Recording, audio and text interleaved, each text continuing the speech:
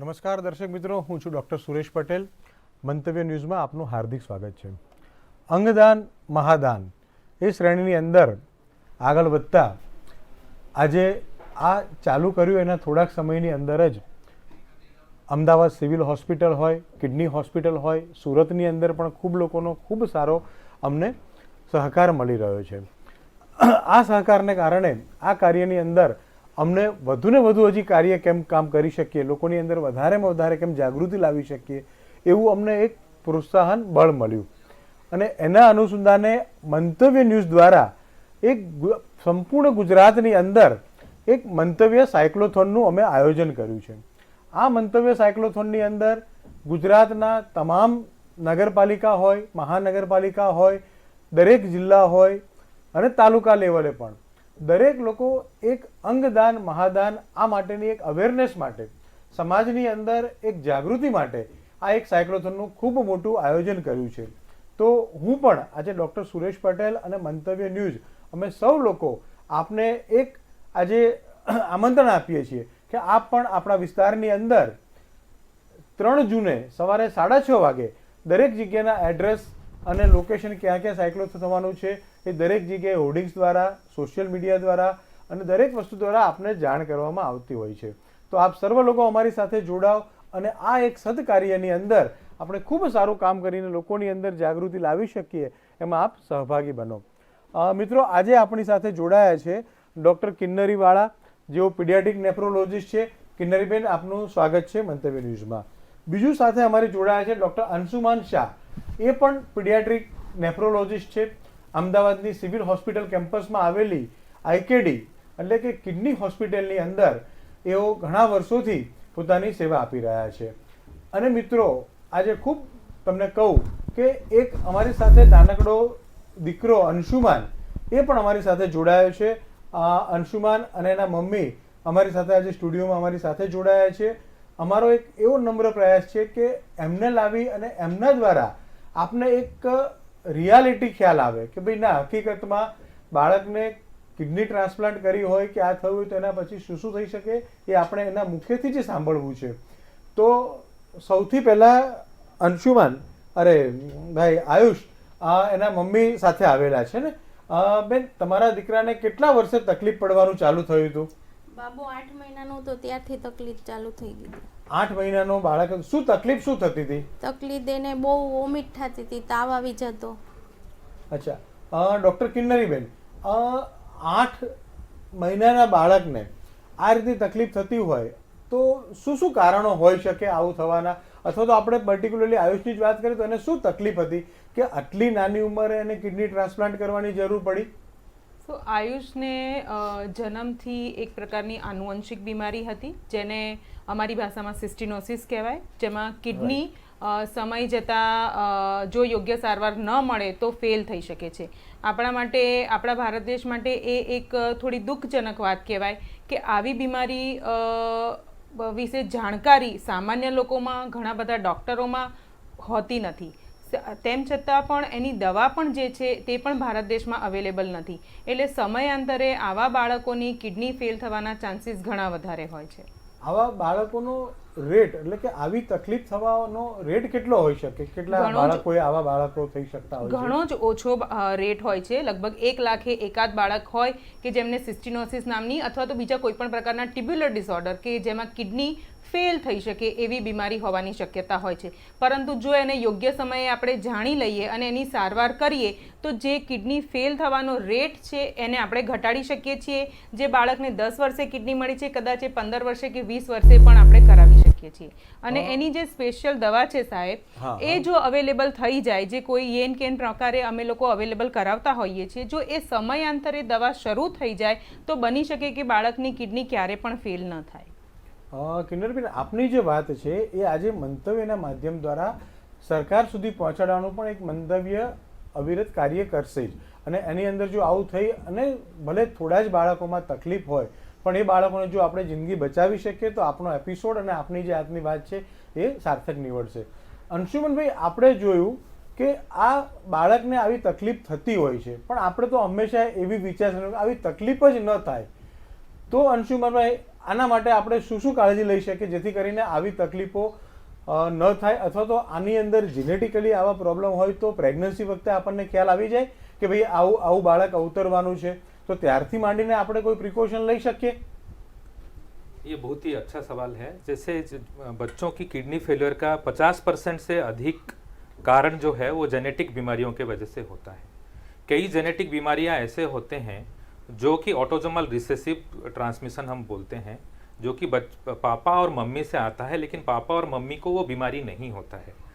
तो कई सोसाइटी में जो रक्त संपर्क में जो विवाह करते हैं, जैसे जिसको हम कंसांग्यूनियस मैरिज बोलते हैं, उसके चलते जेनेटिक बीमारियां बढ़ने के चांसेस बहुत बढ़ जाती है। तो ये एक आज के समय में एक बहुत ही ज़रूरी जिम्मेदारी हमारी बनती है कि सोसाइटी में अवेयरनेस लाया जाए कि कंसांग्यूनियस मैरिज या फिर रक्त संपर्क में मैरिज को रोका जाए। ये एक पहली चीज़ है। दूसरी चीज़ है कि अगर हम जेनेटिक डिजीज़ को पूरी तरह से रोक नहीं पाते हैं, लेकिन उसको पहले डिटेक्ट करने की कोशिश कर सकते हैं। जैसे कि गर्भ की समय पे अगर बच्चों की किडनी को देखा जा सकता है, उसमें अगर बच्चों की किडनी में सूजन है वो पता चल सकता है। जब प्रेगनेंसी में प्रेगनेंसी की पानी कम हो जाती है, जिसको हम ओलिगोहाइड्रेमियस बोलते हैं, वो भी एक बहुत ही इम्पोर्टेंट सिम्टम और साइन हो सकता है, जिससे हम सस्पेक्ट कर सकते हैं कि बच्चे को किडनी को प्रॉब्लम होगा, और जन्म के बाद फिर हम अल्ट्रासाउंड करके उसका उपचार कर सकते हैं। अंशुमन जी, ऐसा अभी कोई है रूटीन चेकअप के जो हम लोग हमारे दर्शक मित्रों को बता पाए कि भाई डिलीवरी होने के बाद में ये किडनी सही है या नहीं है, वो जानने की जरूरत है या नहीं, और जरूरत है तो कैसे पता चल सके कि ये चीज कराना जरूरी है? सारे प्रेगनेंसी में इसको करने की ज़रूरत नहीं है। जैसे सेकेंड ट्राइमेस्टर और थर्ड ट्राइमेस्टर प्रेगनेंसी में कुछ चीज़ें हमें अगर पता चलता है, जैसे ओलिगोहाइड्रेमियस हो गया या फिर किडनी में सूजन आया, तो उसके बाद फिर हम अल्ट्रासाउंड करके उसका फिर डायग्नोसिस करके पता कर सकते हैं। ऐसे जेनेटिक बीमारी में आजकल जेनेटिक डायग्नोसिस पॉसिबल है। पहले बहुत खर्चा होता था, आजकल उसकी खर्चा कम हो गया है।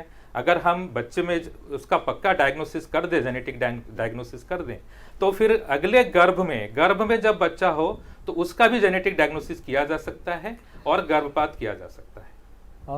ડૉક્ટર અંશુમાને આપણને ખૂબ સરસ વાત કરી. એક તો સમાજની અંદર ઘણી બધી જ્ઞાતિઓ એવી છે કે જેની અંદર ઇન્ટરનલ મેરેજ થતા હોય છે.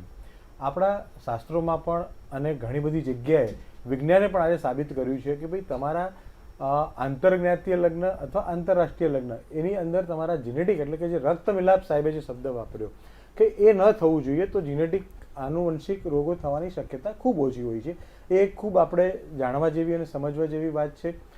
બીજી વસ્તુ એને મહત્વની કરી કે ભાઈ જ્યારે પ્રેગ્નન્સી હોય ત્યારે ઘણી વખત અમે લોકો જોતા હોય કે પાણી ઓછું થયું હોય કે આવું જ્યારે તમને ડૉક્ટર કહેતા હોય ત્યારે આપણે થોડું કાળજી લઈ અને બાળકની કિડની વિશે થોડું જાણીએ અને આપણે ડિલિવરી થયા પછી પણ બાળકની સોનોગ્રાફી કરી અને એને જાણી લેવું જોઈએ.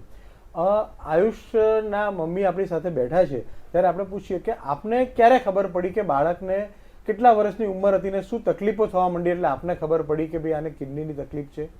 8 મહિનાનો થયો ને અમે વેરાવળની અંદર તો બધા ડોક્ટરને બતાવી લીધું, કોઈ આ વસ્તુ નહોતી પકડી. જુનાગઢની અંદર જે ડોબરિયા સાહેબ છે એમની ત્યાં ગયા ત્યારે એને આ બીમારી પકડીને અમને વાત કરી. પછી અમે રાજકોટ સંજય પંડ્યા સાહેબ છે એની દવા 4 વર્ષ ચાલુ રાખી પણ અમને સંતોષ નહોતો. પછી અમે અહીંયા અમદાવાદ કિડની વિભાગમાં આવ્યા અને કિન્નરી મેડમને અમે બતાવ્યું પહેલાં. બરાબર. પછી આ કિન્નરી મેડમે બધી બહુ મહેનત કરી મારા બાળકમાં અને બહુ સરસ એનું બધું કામ અત્યાર સુધી. ત્યારે ડાયાલિસિસ કરવાનું ચાલુ કરી દીધું હતું? ના, અમે અહીંયા 2017 થી આવતા અને હમણાં 15 મહિના પહેલા ડાયાલિસિસ પાણીનું CAPD ચાલુ. કિન્નરીબેન, એમને જ્યારે કિડનીની જરૂર છે એવું તમને ખબર પડી અને એ પછી કેટલા સમયે એને કિડની આપણે આપી શક્યા? એટલે સૌથી સારું તો એ રહે કે જ્યારે અમુક માત્રામાં કિડની કામ કરવાનું ઓછું કરી લે. સાયન્સની ભાષામાં જોવા જઈએ તો 15%થી ઓછું કામ કરવાનું શરૂ થઈ જાય ત્યારે અમે કિડની ટ્રાન્સપ્લાન્ટની સલાહ આપતા હોઈએ છીએ. કેટલા સમયમાં મળી ગઈ કિડની? એમને કિડની મળી હશે લગભગ 15 મહિનામાં એમને કિડની મળી. ડાયાલિસિસ શરૂ કર્યાના 15 મહિનામાં કિડની મળી. જો આ કેસની અંદર વહેલા મળી ગઈ હોય તો એમને ફાયદો થયો હોત? ચોક્કસ ફાયદો થઈ શકે છે. એમને જે પેટનું ડાયાલિસિસ જે 15 મહિના સુધી ચાલુ રાખવું પડ્યું, જે ઘણું ઘરે કરવું એ માતા પિતા બધા જ માટે ઘણું કઠિન હોય છે. તેમાં ધ્યાન રાખવાનું, ચેપ ન લાગવાનો, બીજા કોઈ કોમ્પ્લિકેશન ન થવાના, હૃદયની કાળજી રાખવાની, ઘણી બધી દવાઓ લેવાની, આ બધી વસ્તુઓને આપણે અટકાવી શકાય. અને વહેલું ટ્રાન્સપ્લાન્ટ મળે તો માતા પિતા પણ જે હાલ અત્યારે ખુશ છે એટલી ખુશી એમને થોડી વહેલી મળી. તમે જે બેન તમારા બાળકને કિડની મળી અને એનાથી તમારા બાળકની આજની જે પરિસ્થિતિ છે એ અત્યારે હસતો રમતો દોડતો બધું જ કરી શકે? હા, અત્યારે બધું સરસ કમ્પ્લીટ છે. જો તમારા બાળકને, તો તમે નસીબદાર છો કે તમારા બાળકને સરસ કિડની મળી ગઈ, પણ તમે આજે આ માધ્યમ દ્વારા સમાજને શું કહેવા માંગો છો, અથવા તો તમે શું મેસેજ આપવા માંગો છો કે જેથી કરીને લોકોને પણ એક જાગૃતિ આવે કે જો આજે મારું બાળક બચ્યું છે, એવા હજારો બાળક કે જેને કિડનીની જરૂરિયાત છે, તો એને બચાવવા માટે પણ આજે એ બાળક તમારું છે કે આજે બીજું કોઈનું પણ બાળક છે, એ આપણા રાજ્યનું બાળક છે, આપણા રાષ્ટ્રનું બાળક છે, તો એને બચાવવા માટે તમે લોકોને શું અપીલ કરવા માંગો છો અથવા લોકોને શું સંદેશો આપવા માંગો છો? હું એવું કહેવા માંગુ છું કે આવી રીતે જે કેડેવરમાં અત્યારે જાગૃતતા અત્યારે આવે છે અત્યારે સમાજની અંદર, એ સારું છે. અને મારા બાળકને અત્યારે કિડની મળી ગઈ, અમને બહુ ખુશી છે, એના પપ્પાને, મને. અને આવી રીતે કોઈ પણ ડોનેશનમાં દે અને કોઈના પણ બાળકનું જીવન બચી જતું હોય તો આ માટે જાગૃત થવા માટે અત્યારે સારું કહેવાય એમ. તમને જે કિડની મળી એ શેમાંથી મળી? અમને 17 વર્ષની છોકરીની મળી.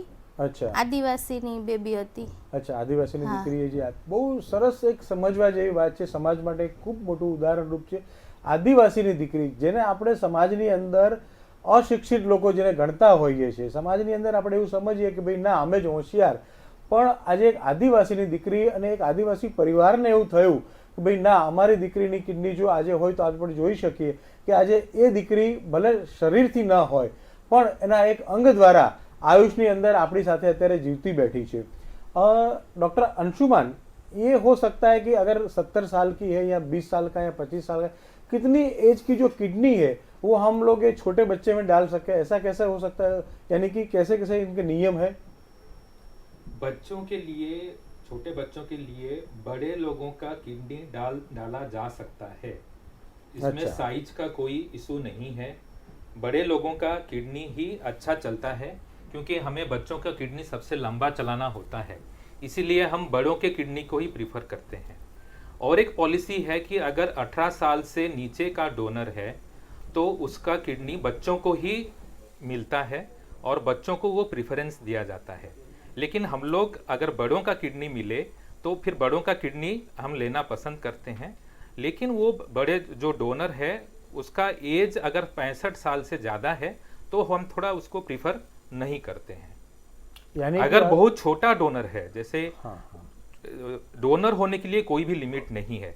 1 साल से कम वाले पेशेंट या बच्चे का भी हम किडनी ले सकते हैं, बट उस समय हम बच्चे का दोनों किडनी एक साथ लेके एन ब्लॉक ट्रांसप्लांट करते हैं। अच्छा, એટલે એવું આપણે સમજી શક્યા કે કોઈ પણ ઉંમરની વ્યક્તિ હોય અને જો એની કિડની નાના બાળકને જરૂર હોય તો આપણે આપી શકીએ। હવે એનાથી ઊંધું દાખલા કે નાના બાળકની કિડની હોય તો એ આપણે અંશુમનભાઈ મોટા લોકોને આપી શકીએ? માની લો કે કોઈ 8 વર્ષનું બાળક છે, એને કિડની આપવાનું ઓલું થયું છે, તો આપણે કઈ રીતે કરી શકીએ?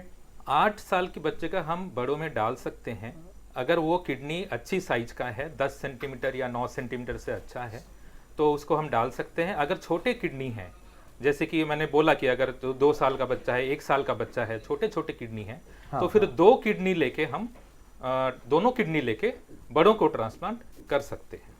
अच्छा, यानी कि 2 किडनी बड़ों के अंदर वो डाल करनी पड़ेगी। बहुत सही बताया कि समाज के अंदर सब लोग पूछते हैं कि भाई ये बच्चा है, अभी उनको किडनी की ज़रूरत है, तो फिर बड़े की किडनी चलेगी कि नहीं, वो डॉक्टर अंशुमान ने सही बताया। બાળકોની અંદર કિન્નરી બેન, આજે કિડની ટ્રાન્સપ્લાન્ટ થતું હોય એ ગુજરાતની અંદર કેટલા સ્થળો એવા છે કે જ્યાં આગળ આ પીડિયાટ્રિકની અંદર કિડની ટ્રાન્સપ્લાન્ટ થઈ શકે, અથવા તો બાળકોને જે કિડનીની તકલીફ છે એનું જલ્દીથી ડાયગ્નોસિસ થઈ શકે અને નિરાકરણ આવી શકે? એટલે નાના મોટા ઘણા બધા ડૉક્ટરો એવા છે જે બાળકોમાં કિડની રોગોના સ્પેશિયાલિસ્ટ છે, એની સારવાર કરતા હોય છે, એનું નિદાન કરતા હોય છે. પરંતુ આપણી કિડની હોસ્પિટલ એ એવી હોસ્પિટલ છે કે જ્યાં બાળકોનું ટ્રાન્સપ્લાન્ટ અંડર સોટો એટલે કે કેડાવર ઓર્ગન ડોનેશન થ્રુ ગુજરાત રાજ્ય, રાજસ્થાન રાજ્ય અને મધ્યપ્રદેશમાં આ ત્રણ રાજ્યમાં માત્ર ને માત્ર આપણું એક જ એવું સેન્ટર છે કે કિડની હોસ્પિટલ છે કે જ્યાં આવી રીતે બાળકોને અંગદાનથી કિડની મેળવી શકે છે. બહુ કિન્નરીબેને સરસ વાત કરી કે માત્ર ગુજરાત નહીં, ગુજરાત, MP, રાજસ્થાન અને આજુબાજુના ઘણા રાજ્યો કે જ્યાં આગળ આવી ફેસિલિટી નથી અને માત્ર ગુજરાતમાં છે. અને બીજું આજે આપણી સાથે જોડાયા છે પ્રિયાંશુભાઈ પ્રજાપતિ કે જે એ પણ એક થોડાક સમય પહેલાં જ એમને પણ એક દાતામાંથી એક કિડની મળેલી છે. પ્રિયાંશુભાઈના ફાધર બેઠા છે, તમારું સ્વાગત છે મંતવ્ય ન્યૂઝમાં. પ્રિયાંશુભાઈને શું તકલીફ હતી એટલે એને કિડની લેવાની જરૂર પડી? એને પહેલાં તાવ આવીને ખેંચ આવી ગઈ હતી. બરાબર. તો ત્યારે પ્રાઇવેટમાંથી પછી આ સિવિલ IKDRCમાં મોકલ્યા હતા. ત્યાં જ્યારે રિપોર્ટ કાઢ્યા ત્યારે ક્રિએટિન એનું 10 આવ્યું હતું.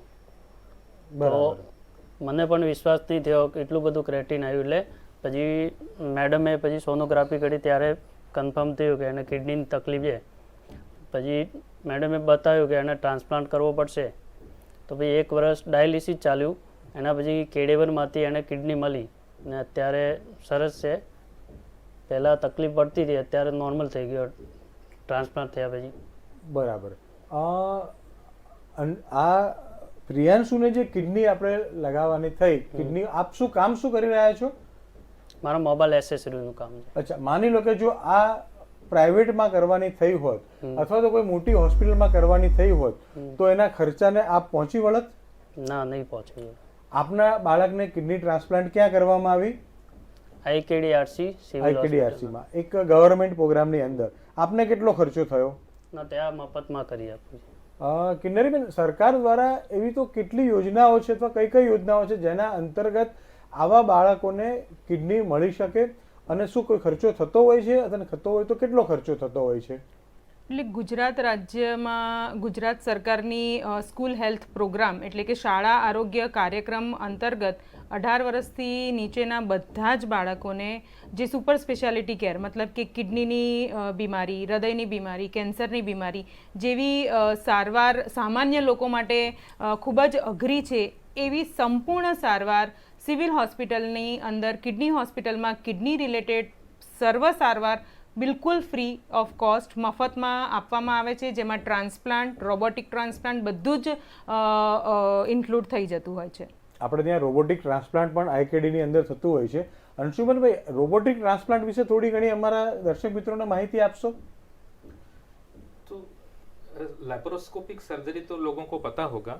रोबोटिक ट्रांसप्लांट एक तरह की लैप्रोस्कोपिक सर्जरी है, बट वो एक रोबोट की जरिए वो सर्जरी किया जाता है. तो रोबोट ऑपरेट करता है और रोबोट को ऑपरेट सर्जन एक दूसरी जगह बैठ के ऑपरेट करते हैं. तो उसका ये फ़ायदा होता है कि वो बहुत ही प्रिसीजन उसका बहुत ही हाईली एक्यूरेट प्रिसाइजली होता है, क्योंकि वो टेलीस्कोप के जरिए वो बहुत अच्छे से दिखता है वेसल्स और एनास्टोमोसिस काफ़ी अच्छा रहता है. और उसका सबसे अच्छा एडवांटेज ये है कि हॉस्पिटल स्टे जो है बहुत कम रहता है, क्योंकि उसमें वो जो इंसिजन होता है वो कम होता है. सिर्फ 3 छोटे छोटे होल करके ऑपरेशन किया जाता है, तो बहुत ही जल्दी रिकवरी होता है और हम लोग 5 दिन में 5 से 7 दिन पे डिस्चार्ज हो जाता है. બહુ સરસ વાત કરી. આપણે ત્યાં અત્યારે કિડની હોસ્પિટલની અંદર રોબોટિક સર્જરી થઈ રહી છે? हाँ, हमारे यहाँ रोबोटिक सर्जरी होता है और डॉक्टर प्रांजल मोदी रोबोटिक सर्जन हैं, वो करते हैं. हमारे बच्चों में भी रोबोटिक किडनी ट्रांसप्लांट हमने किया है और उसका काफ़ी अच्छा आउटकम है. મિત્રો, ભારત દેશની અંદર ખૂબ ઓછા સ્થળોએ કદાચ રોબોટિક સર્જરી થતી હશે અને એમાંની એક સેન્ટર એટલે કે આપણા ગુજરાતમાં અને આપણા અમદાવાદમાં એ ખૂબ સારું કાર્ય કરી રહ્યું છે. આજે કિડની હોસ્પિટલ દ્વારા આટલું સરસ કામ થઈ રહ્યું છે અને ખૂબ ત્યાંના ડૉક્ટર મિત્રો આપણી સાથે પહેલેથી જોડાયેલા છે. એ એકેડેમિક હોય, માત્ર ડૉક્ટર પૂરતા ન રહેતા, લોકોને સમજાવવું, લોકો સાથે કામગીરી કરવી, આજે આવા નાના નાના બાળકોને પણ ઓપરેશન પછીની પણ ઘણી ઘણી કામગીરી એવી છે કે જેની અંદર દવાઓ આપવી, એની સાથે એક લાગણીસભર સંબંધો રાખવા, એવું ડૉક્ટર મિત્રો પણ ખૂબ સારું કામ કરતા હોય છે. પ્રિયાંશુને આપણે પૂછીએ કે તમને તમારો આ જે આખો ઓપરેશન થયું, પાછળની દવાનો તમારો અનુભવ કેવો રહ્યો? બહુ સરસ. તમને કોઈ અગવડ પડી કે કોઈ તકલીફ થઈ કે એવું કંઈ થયું? ના, કઈ તકલીફ નહીં. સરસ. તમારે કોઈ ખર્ચો પણ નથી થયો આ આખા ઓપરેશન દરમિયાન? તમને જ્યારે પહેલી વખત કિન્નરીબેને અથવા કોઈ ડૉક્ટરે વાત કરી કે તમારા દીકરાને કિડની ટ્રાન્સપ્લાન્ટ કરવી પડશે, ત્યારે તમારું રિએક્શન શું હતું? તમને શું લાગ્યું? મારી જોડે બહુ બધા સવાલો હતા, પણ એ મેડમે બધું સમજાયું. પછી એ ટ્રાન્સપ્લાન્ટ કરવું પડશે, એના પછી નોર્મલ થઈ જશે, એના પછી કરાવી દીધું. બહુ સરસ. કેમ કે આજે તમે જો એક બાળકને કંઈક નાની મોટી તકલીફ હોય, ખેંચ આવી, તાવ આવે એવું લઈ અને હોસ્પિટલમાં તમે જાઓ અને થોડાક સમયની અંતે તમને ડૉક્ટર એમ કહે કે તમારે કિડની બદલવી પડશે, તો આપણને સ્વાભાવિક છે કે થોડોક આંચકો લાગે કે સાલું આ ઉંમરમાં કિડની ટ્રાન્સપ્લાન્ટ કરવાની. કિન્નરીબેન, આપણે ત્યાં જે ટોટલ ટ્રાન્સપ્લાન્ટ થાય છે એમાંથી બાળકોની અંદર ટ્રાન્સપ્લાન્ટ કેટલા થતા હશે, જો પર્સન્ટેજ વાઇઝ હું આપને પૂછવા માંગુ તો? સો અડલ્ટ્સ કરતાં એટલે કે પુખ્તાવસ્થામાં જે લોકો હોય એમની કિડની ફેલ થાય અને ટ્રાન્સપ્લાન્ટ કરીએ એના કરતાં બાળકોમાં થતા ટ્રાન્સપ્લાન્ટ લગભગ 10થી 20% જેટલા હોય છે. એટલે 100એ 10થી 20 જેટલા પીડિયાટ્રિક ટ્રાન્સપ્લાન્ટ किडनी हॉस्पिटल में थता होय छे. बराबर. अंशुमन भाई, अपने एक जो पहले बात हुआ कि बड़ों की किडनी है वो छोटे बच्चे में चल सकती है, छोटा बच्चा है उनकी किडनी बड़ों में चल सकती है? हाँ, जैसे मैंने बताया कि छोटा बच्चा का भी किडनी चल सकती है. वो डिपेंड करता है कि वो बच्चा कितना छोटा है या फिर बच्चा कितना बड़ा है. अगर बच्चा 10 साल के ऊपर है तो फिर तो एक किडनी से भी बड़ों में डाल सकते हैं. ये कैडेवर की बात कर रहा हूँ. अच्छा, लेकिन हाँ, अगर हाँ. लिविंग डोनर है तो लॉ के हिसाब से आपको लिविंग मैंने डोनेट करने के लिए अपने सगों को डोनेट करने के लिए 18 साल से आपकी उम्र ऊपर होना चाहिए. But cadaver donor anybody can be A cadaver donor. Doctor Kinnari, હવે એવું લાગી રહ્યું છે કે લોકોની અંદર આ ક્ષેત્રની અંદર અવેરનેસ આવી છે, જાગૃતિ આવી છે, અને લોકો હવે હમણાં હું ડેટા જોતો હતો કે સિવિલ હોસ્પિટલની અંદર છેલ્લા 6 મહિનાની અંદર 50 કરતાં વધારે લોકોએ ઓર્ગન ડોનેશનનું કામ કર્યું. તમારા અનુભવો શું કહે છે કે લોકોની અંદર લોકોને કહેવાથી હવે લોકો સમજતા જલ્દીથી સમજી જતા હોય છે કે લોકો રેડી થતા હોય છે? શું આપનો અનુભવ છે? સો આજથી લગભગ 5-1 વર્ષ પહેલાં જ જોઈએ તો લોકોને કેડાવર નોર્મલ, જે લોકોને કિડનીની બીમારી નથી એવા સામાન્ય લોકોને કેડાવર શું છે, ઓર્ગન ડોનેશન શું છે, અંગદાન શું છે, આવું કશું જ ખ્યાલ નહોતો. પરંતુ છેલ્લા 5 વર્ષમાં મંતવ્ય ન્યૂઝ છે, એના સિવાય બીજા અનેક લોકોએ ખૂબ જ સંઘર્ષ કરીને આજે સામાન્ય જનતામાં અંગદાન, મહાદાન જેવા અભિયાન માટે જાગૃતિ લાવવા માટે જે પ્રયત્નો કર્યા છે, જેના લીધે ઘણો બધો સુધારો થયો છે. પરંતુ તેમ છતાં આજે પણ એવા ઘણા બધા લોકો છે કે જેમને અંગદાન શું છે એનો ખ્યાલ નથી, અથવા તો અંગદાન કરવું ન કરવું ઘણા બધા સાંસ્કૃતિક કારણો કે જે પૂર્વજો છે, આ છે તે છે, એવા બધા કારણોના લીધે પણ લોકો ગભરાતા હોય છે. પરંતુ ધીરે ધીરે ડેફિનેટલી સુધારો જોવા મળ્યો છે. એટલે આગળ જતાં પણ ભવિષ્યમાં આમાં વધારે ને વધારે જાગૃતિ આવે એવી અમે આશા રાખીએ છીએ. બહુ સરસ. આજે મંતવ્યના આંગણે પ્રિયાંશુભાઈ પણ આવ્યા, ડૉક્ટર અંશુમાન, ડૉક્ટર કિન્નરી, આપ સર્વ લોકો આવ્યા અને અમારા દર્શક મિત્રોને આ વિશેની વિશેષ માહિતી આપી. આ બદલ આપ સૌ લોકોનો ખૂબ ખૂબ આભાર. ફરી પાછા આવતા શનિવારે આ જ ટાઈમે આ જ વિષય ઉપર આપણે એક જાગૃતિનું અભિયાન આગળ વધાવીશું. ફરીથી પાછો યાદ કરાવું, 3 જૂન સાયક્લેથોન મંતવ્ય દ્વારા આપ સૌ લોકોને અમારી સાથે જોડાવા માટે ફરી આપને અપીલ કરું છું. જય હિન્દ.